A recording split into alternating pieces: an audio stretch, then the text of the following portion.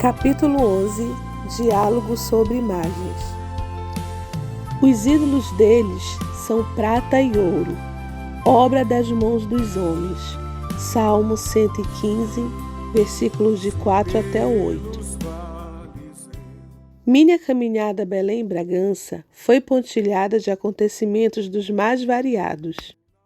O campo em que eu estava lavrando era duro, porém, em compensação, a alegria era grande pelo progresso de cada passo da jornada. Quando hoje lanço um olhar retrospectivo para os acontecimentos daquela época, é difícil lembrá-los em ordem cronológica. Há muitas estrelas no escuro firmamento que se gravaram na minha mente para sempre. Muitos dos acontecimentos que estamos relatando em si mesmos pareciam não ter nada de excepcional. Atualmente contam-se aos milhares o número dos que se aproximam do trono do Salvador para entregar sua vida a Ele, fato que em nada diminui o valor de suas conversões. Porém, naqueles dias, tínhamos que orar muito para que algumas almas se convertessem e pedir sempre que os ventos fortes provocados pelo inimigo não apagassem a chama que começara a arder nos corações dos crentes. Orávamos para que as chamas se intensificassem e se multiplicassem. Uma chama fraca é fácil de ser apagada pelo vento, porém, as chamas intensas o vento aumenta e ajuda a espalhar. Em uma de nossas visitas de casa em casa, encontrei uma senhora idosa e pedi-lhe licença para ler um trecho da Bíblia, a fim de que ela conhecesse melhor de que se tratava. Assim que terminei a leitura, a senhora convidou-me a entrar em sua casa. Era coisa rara alguém convidar-me para entrar em sua casa. Regra geral, todos me despediam da porta, e alguns nem queriam me ouvir. Aquela senhora tinha o mesmo olhar vago que tem todas as pessoas cheias de incerteza quanto ao futuro de suas vidas. Entrei na sala. A senhora mandou-me sentar e aguardar. Notei que a casa estava bem arrumada. Havia imagens de santos até sobre os armários. Percebi que se tratava de gente de posses e muito católica. Não se notava poeira sobre os móveis, aquela poeira que em poucos minutos cobre tudo. Certamente aquela senhora era cuidadosa e estimava o que tinha em casa. Os meus pensamentos foram interrompidos quando a senhora apareceu com uma bandeja de café. Ela parecia compreender o meu olhar e falou: "Estou vendo que o senhor está admirando as minhas imagens. São as maiores e mais bem feitas que pode conseguir." Respondi-lhe que talvez não fosse admiração que sentia pelas imagens, porém compreendia pelo modo como as tratava que ela as estimava muito. Se as crianças dos arredores fossem tão bem tratadas como as imagens, seria uma maravilha, a senhora comentou. Estas imagens representam todo o valor espiritual que eu possuo e em quem confio depois que meu marido faleceu.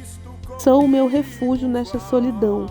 Peço-lhe que não fique triste, mas não foi por causa da leitura da Bíblia que o convidei a entrar. Convidei-o porque o Senhor pareceu-me alegre, feliz e compreensivo, e pensei que me seria útil falar com uma pessoa assim.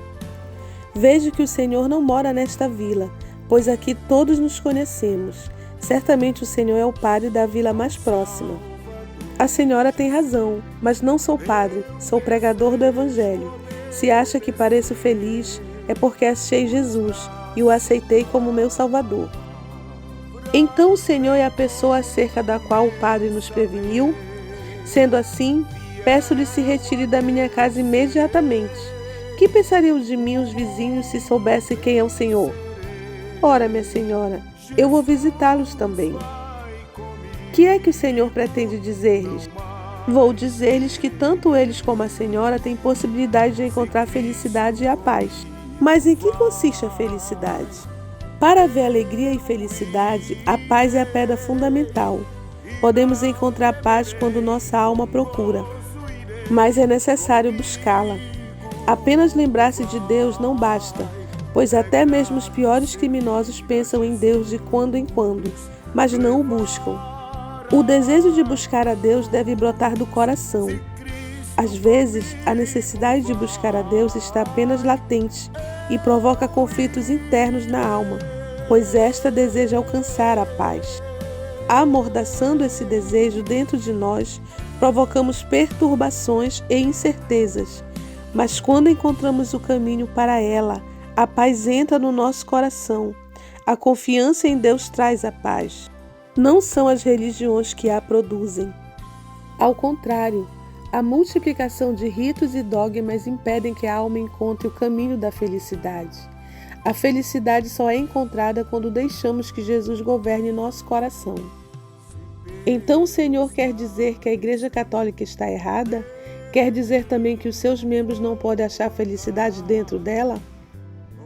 Bem, sua primeira pergunta será respondida pela Bíblia se a senhora ler com atenção, sem nada tirar nem acrescentar. A segunda, a senhora mesma responderá. A senhora é feliz? Veja que o Senhor falou todo o tempo de Deus e de Jesus. Então não devemos venerar a Virgem Maria e as imagens? Foi Ele, mas ninguém, quem morreu por nós. Quanto à Virgem Maria, devemos respeitá-la como sendo a mãe de Jesus, porém ela não nos pode salvar do pecado. Quanto às imagens, elas representam seres humanos que foram homens e mulheres piedosos, porém eles mesmos não consideram que possuíam a santidade que se lhes atribui, pois todos sabem que quem os declarou santos foi o Papa. Ora, como é possível ao Papa santificar seres humanos? Mas o Papa é chamado de sua santidade. Como é que o Senhor explica isso? Ora, quanto a dar essa denominação ao seu chefe é um direito que a Igreja Romana tomou para si mesma. O Papa é escolhido por um concílio de cardeais. Como pode um mortal, com o voto de cardeais, ser feito sua santidade? Não é possível um ser humano, mesmo que suba toda a escala hierárquica da Igreja, tornar-se santo por determinação de quem o elegeu. Bem, já que o Senhor crê assim, o Senhor poderia ler uma passagem da Bíblia para mim? Perguntou finalmente aquela alma sequiosa. Li alguns capítulos para ela ouvir. Em seguida ela pediu-me que orasse por ela, pois desejava muito alcançar a felicidade. Após minha oração, aquela senhora aceitou Jesus. Vi que em seus olhos havia o reflexo do brilho da paz interna, a paz do coração. Mais tarde, ela comunicou-me que sua sala estava à nossa disposição para que realizássemos cultos e anunciássemos o Evangelho. Naquele lugar converteu-se um grande número de crentes e foi estabelecida uma forte igreja. A senhora que ofereceu sua casa possuía recursos e contribuiu liberalmente para que o trabalho se estendesse a outras localidades.